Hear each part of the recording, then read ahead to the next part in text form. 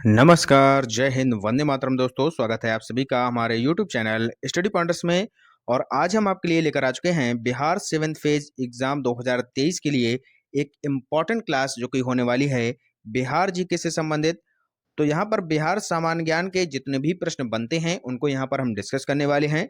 तो वीडियो बहुत ही अच्छा होने वाला है, वीडियो को बहुत ही ध्यान से देखिएगा और सभी लोग चैनल को सब्सक्राइब कर लीजिएगा। जो लोग चैनल से पहली बार जुड़े हैं चैनल को सब्सक्राइब कर लीजिएगा, बेल आइकॉन को प्रेस कर लीजिएगा जिससे कि आने वाली वीडियो का नोटिफिकेशन आपको समय से मिल सके। तो चलिए शुरू करते हैं आज का इम्पोर्टेंट लेक्चर।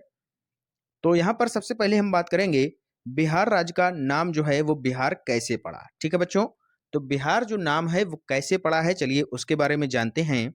तो यहाँ पर पहली लाइन लिखी गई है कि ऐसा माना जाता है कि इस क्षेत्र में बौद्ध मठों यानी कि विहारों की अधिकता के कारण इस क्षेत्र का जो नाम है वो बिहार पड़ा है। किसके तो कारण पड़ा है? जो बौद्ध मठ है यहाँ पर उनकी अधिकता ज्यादा है और बौद्ध मठों को बोला क्या जाता था? तो विहार बोला जाता था। ठीक है, और इसी विहार के कारण इसका नाम बिहार यहाँ पर पड़ा है। क्लियर हो गया? आगे लिखा है कि उल्लेखनीय है कि यह क्षेत्र प्राचीन समय में बौद्ध धर्म का प्रमुख केंद्र रहा है। ठीक है, तो ये जो केंद्र है आपका जो बिहार है ये प्रमुख केंद्र किसका रहा है? बौद्ध धर्म का प्रमुख केंद्र रहा है। क्लियर है?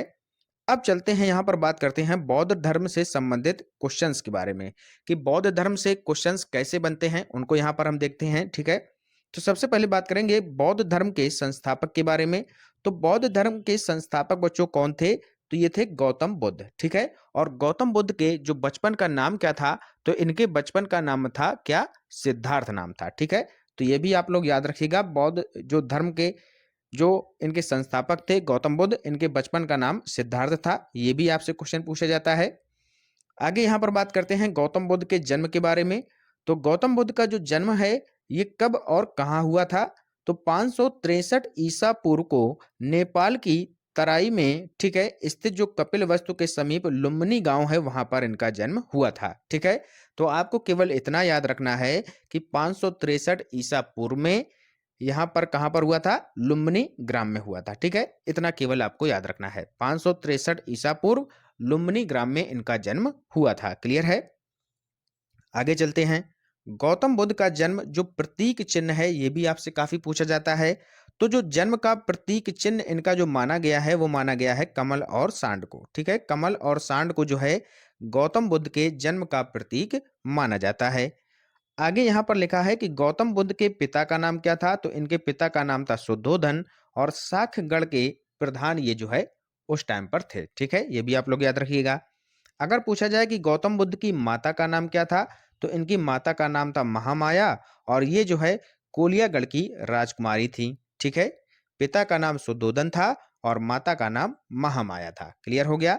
और गौतम बुद्ध के बचपन का नाम क्या था? तो सिद्धार्थ था। ठीक है, ये भी आप लोग याद रखिएगा। आगे चलते हैं। नेक्स्ट पॉइंट यहाँ पर दिया है कि गौतम बुद्ध के गुरु का नाम क्या था बच्चों? तो गौतम बुद्ध के जो गुरु का नाम था वो था आलार कलाम। ठीक है, आलार कलाम इनके गुरु का नाम था। काफी इंपॉर्टेंट है, आप लोग याद रखिएगा। ठीक है, आगे यहाँ पर लिखा है कि 35 वर्ष की आयु में गया यानी कि बिहार में उर्वेला नामक स्थान पर पीपल वृक्ष के नीचे निरंजना, जिसको हम फाल्गु नदी के नाम से जानते हैं, यानी कि निरंजना नदी के तट पर वैशाख पूर्णिमा की रात्रि में समाधिस्थ अवस्था में गौतम बुद्ध को ज्ञान की प्राप्ति हुई थी। ठीक है, कहाँ पर हुई थी? तो ये हुई थी कहाँ पर? उर्वेला नामक स्थान पर हुई थी। किस नदी के तट पर हुई थी? तो आपको बताना है निरंजना नदी या फिर फाल्गु नदी। ठीक है, तो ये आपको यहाँ पर बताना होता है। यहाँ से केवल यही क्वेश्चन बनते हैं। स्थान पूछा जाएगा उर्वेला नामक स्थान पर, गया बिहार में। ठीक है, और नदी कौन सी थी? तो ये थी फाल्गु नदी जिसको हम निरंजना नदी के नाम से जानते हैं। ठीक है, क्लियर है? और ज्ञान का जो प्रतीक चिन्ह है वो है पीपल बोधि वृक्ष। ये भी आप लोग याद रखिएगा। ज्ञान का जो प्रतीक चिन्ह है वो क्या है? पीपल बोधि वृक्ष। क्लियर है? चलते हैं आगे।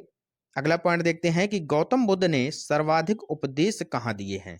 सबसे ज्यादा क्वेश्चन ये आपसे पूछा जाता है कि गौतम बुद्ध ने सर्वाधिक उपदेश कहाँ दिए हैं। तो ये दिए हैं बच्चों श्रावस्ती में।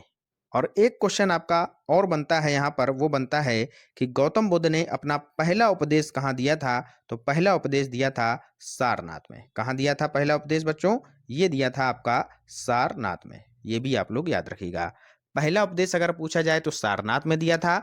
सबसे ज्यादा उपदेश कहाँ दिए हैं तो आपका राइट आंसर होगा श्रावस्ती। क्लियर है। आगे चलते हैं, आगे देख लेते हैं नेक्स्ट पॉइंट। बौद्ध धर्म ग्रहण करने वाली पहली महिला कौन थी? तो ये थी महाप्रजापति गौतमी। याद रखना है, इंपॉर्टेंट क्वेश्चन है, यहां से क्वेश्चन आपका बनता है। क्लियर है। आगे चलते हैं नेक्स्ट अगला पॉइंट।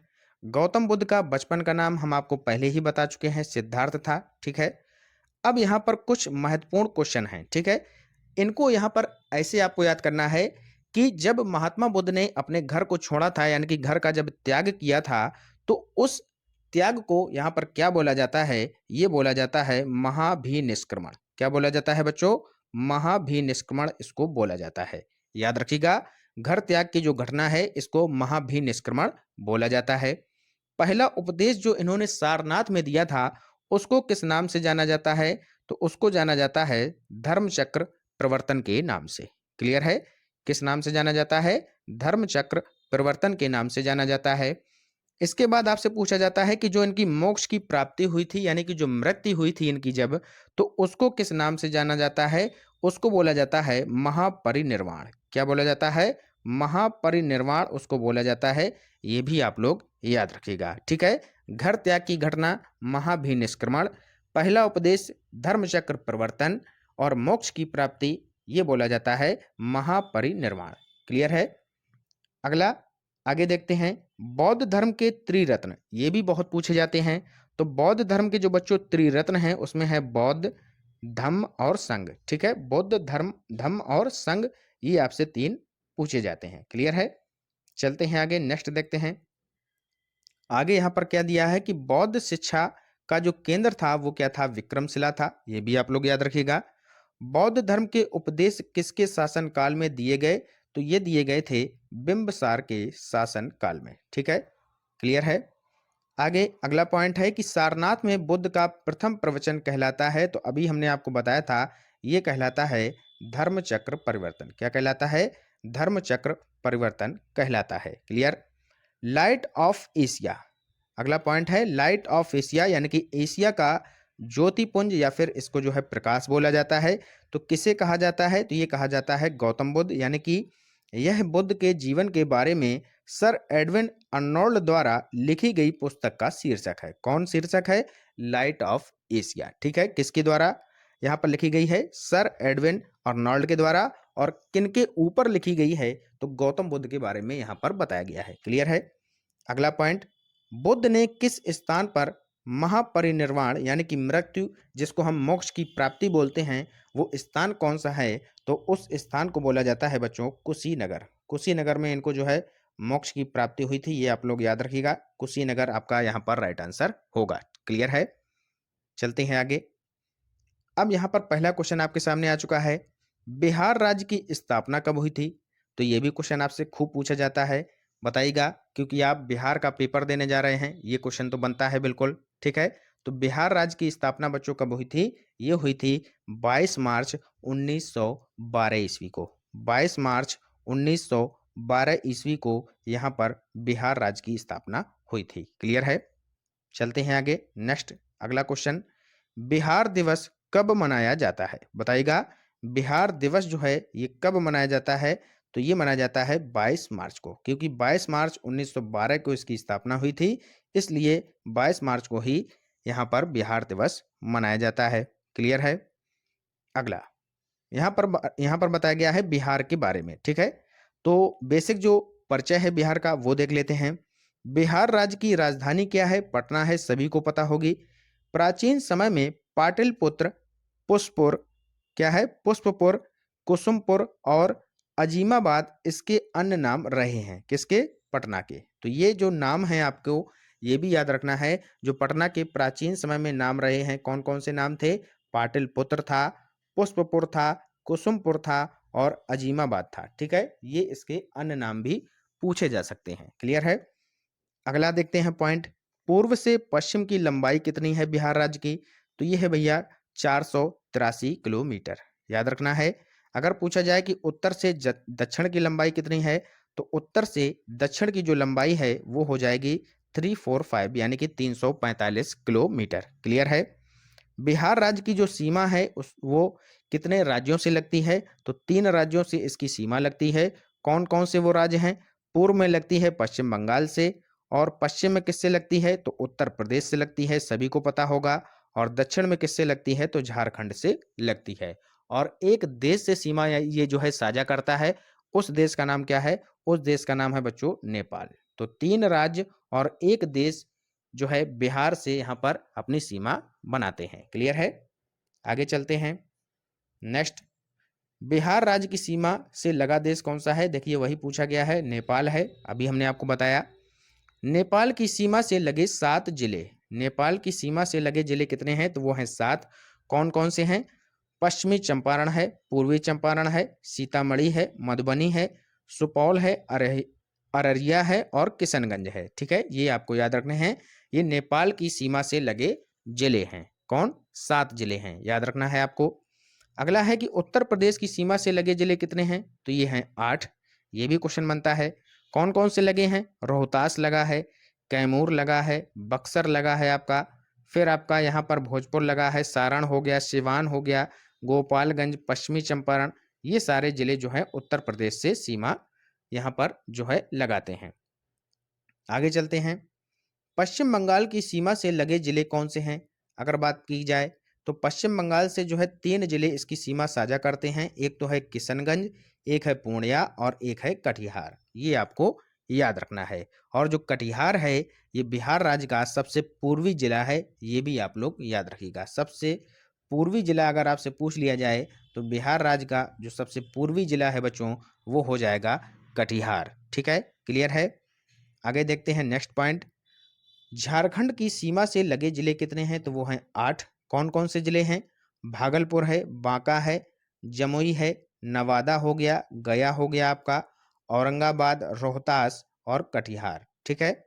नेक्स्ट अगला पॉइंट देखते हैं। बिहार की जो राजधानी है पटना से लगे जिले कितने हैं? तो ये हैं 9 जिले। कौन कौन से हैं? अरवल है आपका, जहानाबाद है, नालंदा हो गया, फिर है आपका लखीसराय, फिर है आपका बेगूसराय, समस्तीपुर, वैशाली, सारण और भोजपुर। ठीक है, तो ये जो है बिहार की राजधानी पटना से लगे जिले हैं आपके। कितने हैं? 9 जिले हैं टोटल। आगे देखते हैं नेक्स्ट अगला पॉइंट। सबसे पूर्वी जिला कौन सा है? तो किशनगंज है। ठीक है, किशनगंज भी है और यहाँ पर इसको कहीं कहीं आपको कटिहार भी मिलेगा। ठीक है, अभी हमने आपको बताया था कटिहार मिलेगा या फिर किशनगंज मिलेगा। अगला है कि सबसे पश्चिमी जिला कौन सा है? तो यह है कैमूर। सबसे उत्तरी जिला आपसे पूछा जाए तो पश्चिमी चंपारण है। सबसे दक्षिणी जिला आपसे पूछा जाए तो ये हो जाएगा गया। और बिहार राज्य की जो जलवायु है वो है मानसूनी जलवायु। सामान्य वर्षा यहाँ पर कितनी होती है? तो 1205 मिलीमीटर तक होती है। क्लियर है। आगे चलते हैं, नेक्स्ट देखते हैं। सर्वाधिक वर्षा वाला जिला कौन सा है? तो यह है आपका किशनगंज। न्यूनतम वर्षा वाला जिला आपसे पूछा जाए तो यह है आपका औरंगाबाद। समुद्र तल से औसत ऊंचाई कितनी है? तो यह है 173 फीट, लगभग 53 मीटर। ठीक है, क्लियर है। आगे देखते हैं। आगे दिया है बिहार का भौगोलिक विस्तार कितना है? तो यह है बच्चों 24 डिग्री 21 फीट 10 इंचेस से लेकर 27 डिग्री 31 फीट 15 इंचेस तक। ठीक है, यहाँ पर आगे दिया है कि उत्तरी अक्षांश के मध्य तथा 83 डिग्री 19 फीट 50 इंचेस और यहाँ से लेकर कितना है 88 डिग्री और आपका 17 फीट 40 इंचेज पूर्वी देशांतर के मध्य ये जो है स्थित है। ठीक है, तो इसको आपको कैसे पढ़ना है? 24 डिग्री 21 फीट 10 इंचेज। ठीक है, तो इस तरीके से आपको इसको पढ़ना है। क्लियर है। आगे चलते हैं। नेक्स्ट अब आ गया यहाँ पर क्वेश्चन कि बिहार में कुल जिले कितने हैं? तो बिहार में कुल जिले हैं बच्चों कितने? 38। मोस्ट इंपॉर्टेंट क्वेश्चन है, बिहार में टोटल जिले कितने हैं? तो 38 जिले यहाँ पर हैं। क्लियर है। आगे चलते हैं। अब बात करते हैं बिहार में कुल प्रमंडलों और संभागों की संख्या। तो कितने हैं? ये है 9। कौन कौन से हैं? पटना है, मगध है, कोसी है, पूर्णिया है, मुंगेर है, दरभंगा है, भागलपुर है आपका, सारण है और तिरहुत है। ठीक है, बिहार में अनुमंडलों की संख्या टोटल कितनी है? तो वो है 101। बिहार में विश्वविद्यालयों की अगर संख्या पूछी जाए तो यहाँ पर 21 विश्वविद्यालय हैं, ये भी आप लोग याद रखिएगा। बिहार में उच्च न्यायालय की स्थापना कब हुई थी? तो 3 फरवरी 1916 को पटना उच्च न्यायालय का गठन हुआ था। कब हुआ था? 3 फरवरी 1916 में। क्लियर है? चलते हैं आगे, नेक्स्ट देखते हैं अगला पॉइंट। बिहार में नालंदा विश्वविद्यालय की स्थापना कब और किसके शासनकाल में हुई थी? तो ये हुई थी 450 ईसा पूर्व में गुप्त वंश के संस्थापक कुमार गुप्त प्रथम के शासनकाल में। मोस्ट इंपॉर्टेंट क्वेश्चन है, याद रखिएगा। किसके शासनकाल में हुई थी? तो कुमार गुप्त प्रथम के शासनकाल में नालंदा विश्वविद्यालय की स्थापना 450 ईसा पूर्व में हुई थी। नेक्स्ट पॉइंट है, बिहार विधानसभा में वर्तमान में सदस्यों की संख्या कितनी है? तो यह है 243 है। ठीक है। बिहार में लोकसभा के लिए कितने सदस्य चुने जाते हैं? तो 40 सदस्य चुने जाते हैं। और बिहार में राज्यसभा की कुल सीटें कितनी हैं? तो वो हैं 16। कितनी हैं कुल सीटें विधानसभा, सॉरी, राज्यसभा की? तो ये है 16। क्लियर है? आगे चलते हैं। झारखंड बिहार से, क्या लिखा है कि झारखंड बिहार से कब पृथक हुआ था? तो 15 नवंबर सन 2000 को झारखंड जो है बिहार राज्य से अलग हुआ था। बिहार और उड़ीसा का विभाजन कब हुआ था? तो ये हुआ था 1936 में। बिहार के प्रमुख समाचार पत्र बिहारी के संस्थापक जो संपादक थे वो कौन थे? तो बाबू महेश्वर प्रसाद जो हैं ये बिहारी के संपादक थे। ठीक है, याद रखिएगा। बिहार बंगाल से कब पृथक हुआ था? तो बंगाल से ये बच्चों पृथक हुआ था 1912 में। क्लियर है? इंपॉर्टेंट क्वेश्चन है, सारे आपको याद रखना है। 1857 की क्रांति के बिहार के नेता कौन से थे यहाँ पर? तो 1857 की जो क्रांति थी उसमें बिहार के जो नेता थे, जो नेतृत्व करता थे, वो थे कुंवर सिंह। ये भी आपको याद रखना है। आगे है यहाँ पर कि बिहार में विधान परिषद सदस्यों की संख्या कितनी है? तो 75 है। और बिहार में किसान सभा की स्थापना किसके द्वारा की गई थी? तो सहजानंद सरस्वती के द्वारा इसकी जो है स्थापना यहाँ पर की गई थी। पटना को प्रांतीय राजधानी किसने बनाया? एक क्वेश्चन आपसे बनता है कि पटना को प्रांतीय राजधानी किसने बनाया था? तो ये बनाया था शेरशाह सूरी ने। ठीक है, क्लियर है? अगला है, नालंदा विश्वविद्यालय का वैभव किसके हाथों नष्ट हुआ है? तो ये हुआ है बख्तियार खिलजी के हाथों। ठीक है, आगे चलते हैं। नेक्स्ट अगला क्वेश्चन है कि बिहार का कुल भौगोलिक क्षेत्रफल यहाँ पर कितना है? बताइएगा सभी लोग, बिहार का कुल भौगोलिक क्षेत्रफल कितना है? तो इसका जो कुल भौगोलिक क्षेत्रफल है वो है 94,163 वर्ग किलोमीटर। 94,163 वर्ग किलोमीटर आपका इसका राइट आंसर हो जाएगा। क्लियर है? तो पहला ऑप्शन हमारा राइट आंसर हो जाएगा। नेक्स्ट अगला क्वेश्चन है, बिहार का क्षेत्रफल भारत के कुल क्षेत्रफल का कितना प्रतिशत है? तो बताइएगा, बिहार का जो क्षेत्रफल है भारत के कुल क्षेत्रफल का कितना प्रतिशत है? तो ये है 2.86%। ऑप्शन नंबर सी यहाँ पर आपका करेक्ट आंसर हो जाएगा। नेक्स्ट क्वेश्चन, बिहार में कितने प्रतिशत वन हैं? बताइएगा, बिहार में कुल कितने प्रतिशत वन हैं?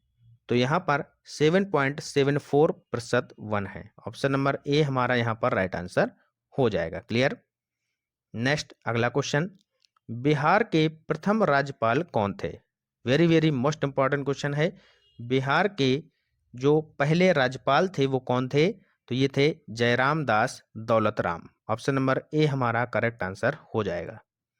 नेक्स्ट क्वेश्चन है, बिहार की प्रथम महिला राज्यपाल कौन थी? अभी हमने आपको बताया था केवल व्यक्ति के बारे में, जो पहले व्यक्ति बने थे। अब यहाँ पर पूछा गया है कि प्रथम महिला राज्यपाल कौन थी? बताइएगा सभी लोग, कौन थी? शारदा मुखर्जी थी? नहीं, Sarojini Naidu. Option number C यहाँ पर करेक्ट आंसर हो जाएगा। सरोजनी नायडू इसका राइट आंसर हो जाएगा। क्लियर है? नेक्स्ट क्वेश्चन, बिहार के प्रथम मुख्यमंत्री कौन थे? बताइएगा, प्रथम मुख्यमंत्री केवल पूछा गया है, कौन थे बताइएगा? तो ये थे Shri Krishna Singh. Option number B यहाँ पर आपका राइट आंसर हो जाएगा। और वर्तमान में कौन है? तो वर्तमान में है नीतीश कुमार। ये भी आप लोग याद रखिएगा। ठीक है, अगला प्रश्न, बिहार की प्रथम महिला मुख्यमंत्री। अब यहाँ पर प्रथम महिला मुख्यमंत्री आपसे पूछा है, कौन थी? Rabri Devi. Option number A यहाँ पर करेक्ट हो जाएगा। बहुत ही सिंपल है। नेक्स्ट क्वेश्चन, नेक्स्ट क्वेश्चन है, बिहार का राजकीय पशु कौन सा है? बताइएगा सभी लोग, बिहार का राजकीय पशु कौन सा है? गाय है, बैल है, भैंस है या फिर घोड़ा है? तो राजकीय पशु पूछा गया है तो बैल हो जाएगा। ऑप्शन नंबर बी यहाँ पर करेक्ट आंसर हो जाएगा। क्लियर। नेक्स्ट, अब यहाँ पर देख लेते हैं बिहार के जो राजकीय प्रतीक हैं, काफी पूछे जाते हैं, इंपॉर्टेंट हैं, बेसिक क्वेश्चन हैं, लेकिन फिर भी आप लोग गलत कर देते हैं। ठीक है, तो अगर पूछा जाए कि बिहार का राजकीय पक्षी कौन सा है, तो है भैया ये गौरैया। राजकीय वृक्ष पूछा जाए तो पीपल हो जाएगा। राजकीय पुष्प पूछा जाए तो गेंदा हो जाएगा। ठीक है, राजकीय फल पूछा जाए तो आम हो जाएगा। और बिहार की राजकीय भाषा पूछी जाए तो पहली हिंदी और उर्दू। ठीक है, ये भी आप लोग याद रखिएगा।